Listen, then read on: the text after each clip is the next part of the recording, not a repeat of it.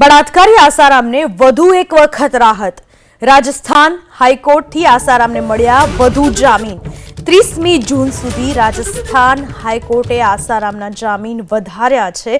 31મી માર્ચે આના જામીન પૂરા થયા હતા। ફરીથી જામીન અરજી કરતા કોર્ટે આ શખ્સના જામીન મંજૂર કર્યા છે। બળાત્કારના કેસમાં તેના ઉપર આરોપ છે।